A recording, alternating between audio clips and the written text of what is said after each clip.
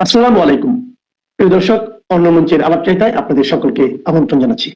History repeats কথাটা খুব প্রচলিত, মানে ইতিহাসের পুনরাবৃত্তি হয়, অর্থাৎ ইতিহাস ফিরে আসে। কথাটা মনে পড়ল বাংলাদেশের প্রধানমন্ত্রী তারেক রহমানের কাজকর্ম দেখে। কোন কাজ বলবো, তবে তার আগে পুরনো ইতিহাসটা আগে বলে নেই। আজ থেকে 25 বছর আগের কথা, 2001 সাল। ভারতের প্রধানমন্ত্রী তখন অটল বিহারী বাজপেয়ী, আর বাংলাদেশে ক্ষমতায় এসেছে বিএনপি জামাত জোট। প্রধানমন্ত্রী বিএনপির বেগম খালেদা জিয়া। ভারতের দীর্ঘদিনের নীতি ছিল বাংলাদেশে শুধু আওয়ামী লীগের সাথে সুসম্পর্ক রাখা, কারণ সেটা ছিল টাইম টেস্টেড রিলেশন। কিন্তু বাজপেয়ীজির জাতীয় নিরাপত্তা উপদেষ্টা ব্রজেশ মিশ্র এক নতুন জমানার সূচনা করতে চাইলেন। তিনি এক ঐতিহাসিক উক্তি করেছিলেন, we should not put all our eggs in one basket, অর্থাৎ আমাদের সব ডিম একটা ঝুড়িতে রাখা উচিত নয়। মানে কেবলমাত্র আওয়ামী লীগ নয়, বাংলাদেশের সব রাজনৈতিক দলের সাথেই ভারতের সুসম্পর্ক থাকা বা রাখা দরকার। বাজপেয়ীজিও চেয়েছিলেন দিল্লির সাথে ঢাকার সম্পর্কের বরফ গলাতে। খালেদা জিয়া শপথ নেয়ার কয়েক ঘন্টার মধ্যেই ব্রজেশ মিশ্রকে বিশেষ দূত হিসেবে ঢাকা পাঠিয়েছিলেন তিনি। উদ্দেশ্য ছিল একটাই, প্রতিবেশী হিসেবে দু দেশের মধ্যে এক নতুন বন্ধুত্বের অধ্যায় শুরু করা। এছাড়া বাজপেয়ীজি নিজে ওই এনএসএ জাতীয় নিরাপত্তা উপদেষ্টা ব্রজেশ মিশ্রের হাতে দিয়ে তার নিজের হাতে লেখা, বাজপেয়ীজির নিজের হাতে লেখা একটি চিঠিও পাঠিয়েছিলেন। চিঠিতে খালেদা জিয়াকে অভিনন্দন জানান এবং আশ্বস্ত করেন যে ভারত বাংলাদেশের সার্বভৌমত্ব ও জনগণের রায়কে সম্মান করে। কিন্তু সেই বন্ধুত্বের প্রতিদান ভারত কিভাবে পেয়েছিল? তাহলে এবার যাব 2004 সালের 1 এপ্রিল। চট্টগ্রামের CUFL জেটিতে ধরা পড়ল 10 ট্রাক ভর্তি অত্যাধুনিক অস্ত্রের এক বিশাল চালান। তদন্তে বেরিয়ে এলো এক শিউরে ওঠা তথ্য। বিএনপি সরকারের স্বরাষ্ট্র প্রতিমন্ত্রী লুৎফুজ্জামান বাবর এবং দেশের শীর্ষ গোয়েন্দা সংস্থা NSI এবং DGFI এর কর্মকর্তাদের মদতে এই অস্ত্র যাচ্ছিল বা আসছিল ভারতের বিচ্ছিন্নতাবাদী গোষ্ঠী উলফার জন্য। ভারত বুঝতে পারল ব্রজেশ মিশ্র সেই সব ডিম এক ঝুড়িতে না রাখার নীতি কতটা ভুল ছিল। একদিকে ভারত বাড়িয়েছিল বন্ধুত্বের হাত, অন্যদিকে বিএনপি জামাত সরকার ভারতের পিঠে ছুরি মারার প্রস্তুতি নিচ্ছিল। এই 10 ট্রাক অস্ত্র মামলায় ছিল সেই সখ্যতা ভাঙার কফিনে শেষ পেরেক। তারপর মনমোহন সিং এর কংগ্রেস সরকার আসে। তার আমলেও বিএনপির সঙ্গে সম্পর্ক তৈরি করার কথা কেউ ভাবেনি। সেই ভাবনাটা ফিরে এলো 24-এ হাসিনা সরকারের পতনের, তাও সঙ্গে সঙ্গে নয়, 1 বছরেরও কিছু পরে। দেশে ফেরার সাহস পাচ্ছিলেন না 17 বছর ধরে লন্ডনে নির্বাসনে থাকা তারেক জিয়া। ভারতের সঙ্গে তার এবং অন্যান্য বিএনপি নেতৃত্বের বেশ কয়েক দফা গোপন বৈঠকের পর তারেক জিয়া বা তারেক রহমান দেশে ফিরলেন ভারতের ব্যবস্থাপনায়। নির্বাচনে বিপুল জয় পেলেন ভারতের ইঞ্জিনিয়ারিং এ। কথাটা আমার নয়, বলেছেন স্বয়ং জামাতের আমির ডাক্তার শফিকুর রহমান এবং জামাত নেতৃত্বের আরো অনেকে। একবার নয়, একাধিকবার বলেছেন। নরেন্দ্র মোদীর নেতৃত্বে ভারত এবারও চেয়েছিল সব ডিম এক ঝুড়িতে না রেখে বিএনপির সাথে নতুন করে সম্পর্ক গড়তে, যার জন্য বেগম খালেদা জিয়ার দাফনের সময় সেখানে চলে গিয়েছিলেন স্বয়ং ভারতের পররাষ্ট্রমন্ত্রী এস জয়শঙ্কর। তিনি দেখা করেছিলেন তারেক জিয়ার সঙ্গে, তারেকের হাতে তুলে দিয়েছিলেন প্রধানমন্ত্রীর শোক বার্তা। তারপর যখন ভোট হলো, ভোটে জিতলেন তারেক রহমান, বিএনপি দল বিপুলভাবে, এবং সেখানে তার যে শপথ গ্রহণের অনুষ্ঠানের আগে তারেক রহমানকে সমস্ত দেশের আগে, সবার আগে তাকে শুভেচ্ছা বার্তা পাঠালেন ভারতের প্রধানমন্ত্রী নরেন্দ্র মোদী। তারপর তারেক জিয়ার তার যে তাজপোশি অনুষ্ঠানে সেখানে গেলেন ভারতের লোকসভার স্পিকার ওম বিড়লা। এই যে বিএনপির সাথে নতুন করে সম্পর্ক গড়ে তোলার যাবতীয় চেষ্টা শুরু করে দিলেন নরেন্দ্র মোদী। বিনিময়ে কোনো আর্থিক লাভ বা বাংলাদেশকে শোষণ করার প্ল্যান ছিল না ভারতের। ভারত তার সাথে কথাবার্তা বলে শুধু কয়েকটি শর্তে, কয়েকটি বিষয়ে কেবল একমত হয়েছিল, কথা নিয়েছিল তারেক রহমানের কাছ থেকে। তাদের মধ্যে এক, ভারতের উত্তর পূর্বাঞ্চলের বিচ্ছিন্নতাবাদীদের যেন বাংলাদেশের মাটি ব্যবহার করতে দেয়া না হয়। দুই, দেশে ইনক্লুসিভ রাজনীতি যেন ফিরিয়ে আনা হয়, অর্থাৎ আওয়ামী লীগকে সরকারি নিষেধাজ্ঞা থেকে মুক্ত করা যেন হয়, এবং একই সঙ্গে ক্রাইম ট্রাইব্যুনালের অন্যায্য অবৈধ বিচারকে আইন বিরুদ্ধ বলে ঘোষণা করে সেই বিচারকে বাতিল করা। এবং তিন, সরকারে কোনোভাবেই চরমপন্থী বা মৌলবাদী শক্তির যেমন জামায়াতের সরাসরি অংশগ্রহণ থাকবে না।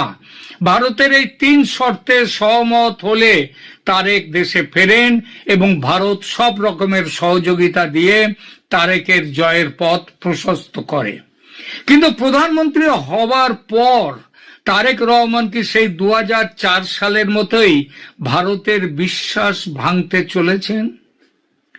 জামাতকে মন্ত্রিসভা জায়গা দেওয়ার গোপন তোড়জোড় চলছে। কেন সেই তোড়জোড় পরে বলছি। আওয়ামী লীগের ওপর থেকে নিষেধাজ্ঞার খাড়া তোলার কথা আর উঠছেই না। শেখ হাসিনাকে ফাঁসিতে ঝোলাবার জন্য উল্টে ভারতের কাছে ইউনূস জমানার চেয়ে কড়া চিঠি দিয়ে প্রত্যর্পণ দাবি করছে তারেক রহমান সরকার। এসব কিসের লক্ষণ? এই সব কিছুই কি সেই পুরনো বিশ্বাসঘাতকতার নতুন সংস্করণ নয়? এটা ঠিক, তারেক রহমান সরকারের বয়স সবে 1 মাস। এর মধ্যে চরম সিদ্ধান্ত নেয়নি ভারত। তবে ঘরপোড়া গরু সিঁদুরে মেঘ দেখে ভয় পায়। তারেক সরকারের কাজকর্মে সেই সিঁদুরে মেঘের লক্ষণ কিন্তু স্পষ্ট ফুটে উঠছে।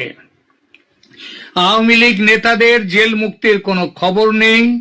যারা মুক্ত হচ্ছেন বিচার বিভাগের নির্দেশে নতুন মামলা দিয়ে তাদের আবার ঢুকিয়ে দেয়া হচ্ছে জেলে।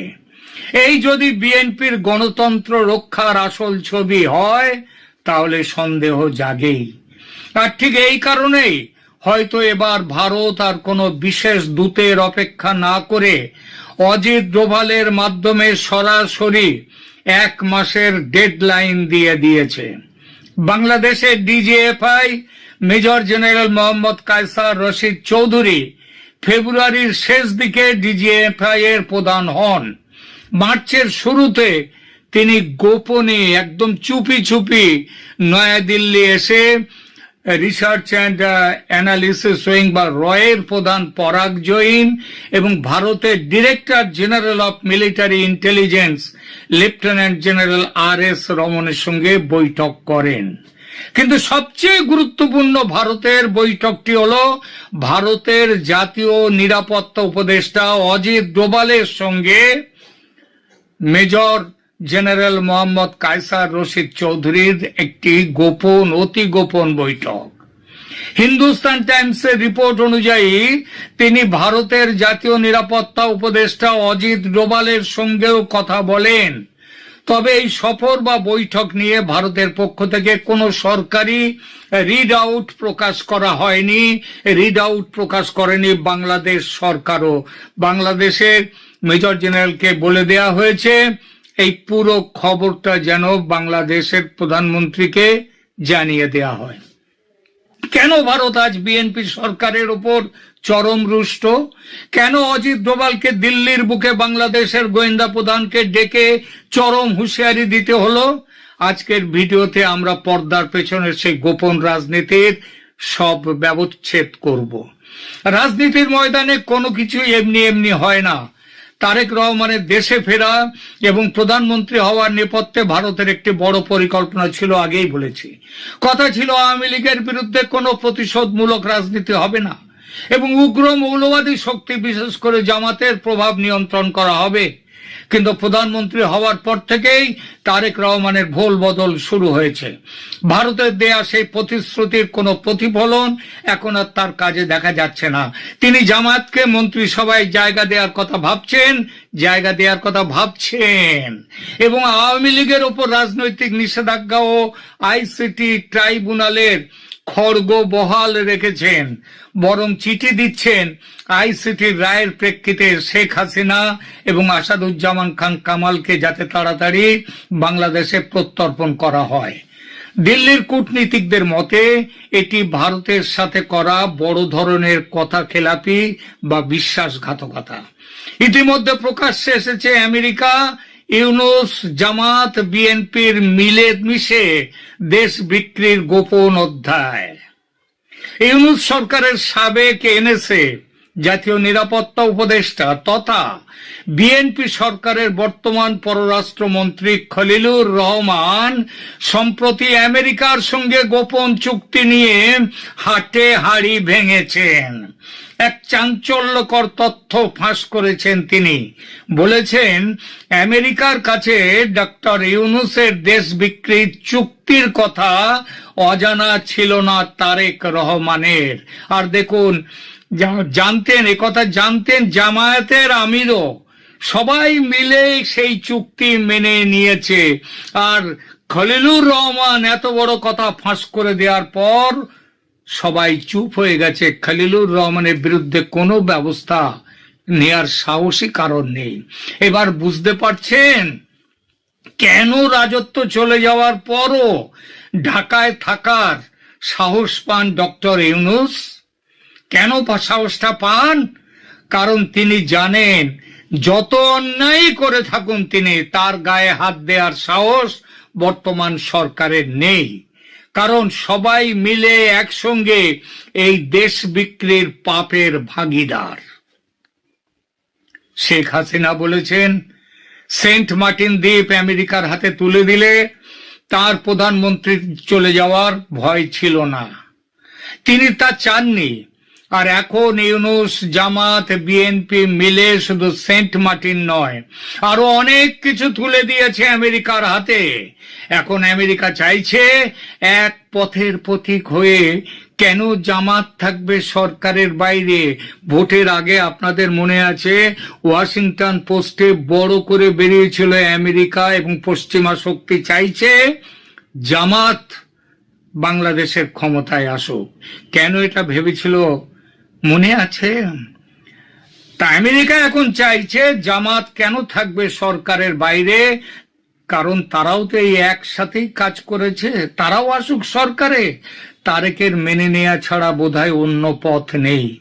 এর সঙ্গে আমেরিকার আরো এক নির্দেশ, ভবিষ্যতের পথ নিষ্কণ্টক রাখতে শেখ হাসিনার দেশে ফেরা বন্ধ করো, মৃত্যুদণ্ড বহাল রাখো, আওয়ামী লীগকে নিষিদ্ধ রেখে দাও, রাজনীতিতে যেন ফিরতে না পারে আওয়ামী লীগ, যাতে আমেরিকার দালালি করবার জন্যে বাংলাদেশ অনন্তকাল তৈরি হতে পারে। দিল্লির রণমূর্তি এই কারণেই, এই জন্যই অজিত ডোভালের চরম বার্তা। কেননা পরিস্থিতি আবার সেই 2004-এর দিকে চলেছে। এই পরিস্থিতিতে ভারত আর হাত গুটিয়ে বসে থাকতে রাজি নয়। নির্ভরযোগ্য সূত্রের খবর অনুযায়ী সেখানে ডোভাল সাহেব কোনো কূটনৈতিক মারপ্যাঁচে মারপ্যাঁচ নয়, বরং সরাসরি টাইম বাউন্ড হুঁশিয়ারি দিয়েছেন বাংলাদেশের ডিজিএফআই কে সামনে বসিয়ে। কি ছিল সেই হুঁশিয়ারিতে? এক, আগামী 1 মাসের মধ্যে আওয়ামী লীগের উপর থেকে সমস্ত রাজনৈতিক নিষেধাজ্ঞা তুলে নিতে হবে। 2, আইসিটি অধ্যাদেশ এবং তার অধীনে দেয়া সমস্ত সাজা ও শেখ হাসিনার মৃত্যুদণ্ডের নির্দেশ বাতিল করতে হবে। 3, যদি এই 1 মাসের মধ্যে কোনো কার্যকর পদক্ষেপ না নেওয়া হয়, তবে ভারত তার নিজের স্বার্থ, তার জাতীয় স্বার্থ রক্ষায় যে ব্যবস্থা উপযুক্ত মনে করবে সেই ব্যবস্থা নিতে বাধ্য হবে। এই হুঁশিয়ারি শুধু কথার কথা নয়, ভারতের নিরাপত্তা বিশ্লেষকরাও বলছেন জামাতের উত্থান মানেই ভারতের উত্তর পূর্বাঞ্চলের অস্থিরতা তৈরি করা। ভারত কোনোভাবেই তার প্রতিবেশী রাষ্ট্রে পাকিস্তান ঘেঁষা কোন মৌলবাদী শক্তি, যে শক্তি বাংলাদেশের স্বাধীনতার শত্রু, তাদেরকে সহ্য করবে না। ভারত স্পষ্ট বলেছে সংসদে বিএনপির একক সংখ্যাগরিষ্ঠতা আছে,